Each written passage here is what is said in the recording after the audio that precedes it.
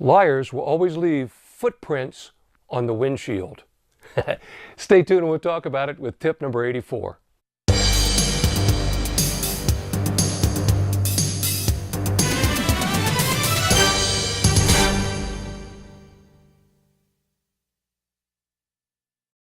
Welcome back to 101 Tips. We're interviewing an interrogation for interviewers and interrogators. Interviewing tip number 84. Now, preface this comment with that liars leave footprints on the windshield. First, let me describe what happened and where I got that concept. And it's another tagline I use when I'm doing my training because it instills an image in people's minds. Did you ever as a kid, or maybe a teen or preteen, did you ever do a party or go to some place you weren't supposed to go, or you borrowed the car and went farther than you were supposed to go? I kind of remember Ferris Bueller. Remember they borrowed the real fancy car and they thought they were going to cover up using the fancy car. So they had this brilliant idea, set the car up on jacks and put it in reverse, and it would supposedly, they thought it would reverse the speedometer. You remember that scene? You know, Bueller. Remember that scene? Okay. There's a commercial I show, and this young man has taken Dad's car, okay, and it's a Fiat commercial. Let me give them credit for it. He's taken his dad's car, he's gone out, and he's sneaking in late at night, and he's cleaning the crime scene. He's cleaning the breadcrumbs, he's cleaning the cigarette ashes, he's found his cigarette lighter, he's vacuumed the whole car out, he's dusted it, cleaning the scene, right? Like you did, remember when you did the thing when you were a kid, and he thinks it's got all pristine, he's cleaning the scene up, right? So the next morning, his dad's going to take him to school. His dad's in the driveway, and he's got this kind of concerned look on his face. And the kid gets in the car and he looks at his dad, and he looks forward, and there on the windshield, and it's kind of suggestive, are 4 footprints. Now think about this, okay? You got 2 footprints this way with the toes, right? And 2 footprints this way. Okay, you got the image? Okay. And everybody stares at it and suddenly realizes the one place he didn't clean, he left footprints on the windshield. They gave away the whole thing, so he never cleaned the scene right. Subjects creating deception leave footprints on the windshield. Liars make many mistakes. And it has to do with the fact, here's the reality, and here's the fantasy. Now, in the fantasy, we make up and we fill in, but when the reality, just like we make a plan, and when you set it in action, plans for battle all go to hell when the first shot is fired. Football teams create their first so many plays, and it all goes to hell after the first 2 or 3 plays, and you scrap the whole damn series, right?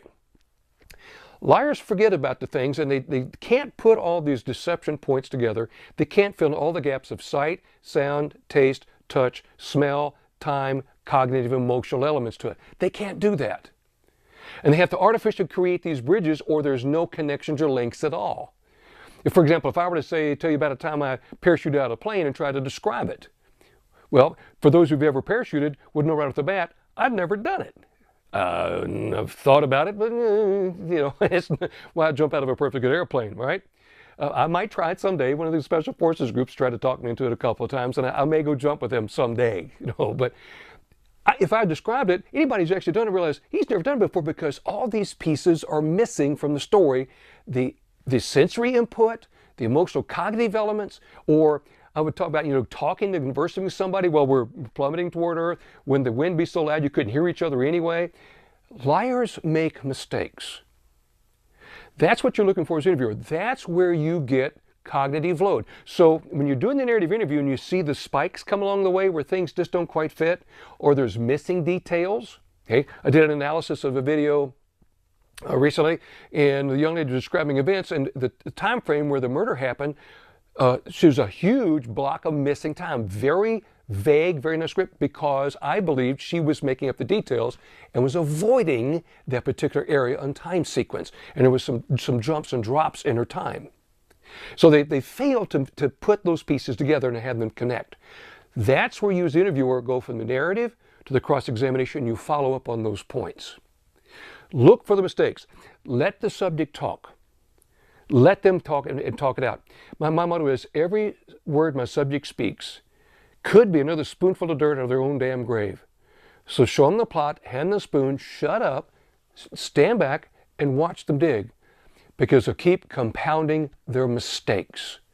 Not mistakes in perception, but mistakes in continuity and reality-based information. Great to be back with you again. Please share if you will. hit the share button down there. Really appreciate as many possible folks can share as you possibly can. Hit the like button. This is my output. As you see now, this is going to be tip number 84. We're going up to 85 next week. And I'm trying to get as much information as I can for professional interviewers and interrogators, and folks who are involved some way in collecting information, insurance adjusters, claims, accident investigators. There's lots of folks, the material I can modify and create a custom design course just for your personnel. So think about how that we might be able to work together, and give me a call. Let's talk about that. Meantime, take a look at my website, thelyguy.com. Connect with Facebook, LinkedIn, Instagram, all the social media. You can also check, I'm listed on eSpeakers, which has my calendar list. You can see where I'm going to be, or check my website for upcoming classes. Be sure to get on the LIGUY list. So on the front page of my website, and sign up there and get a free ebook out of it too. And I'll make sure that you get notice of upcoming classes. So until I see you again for tip number 85, Stan Walters reminding you, be safe.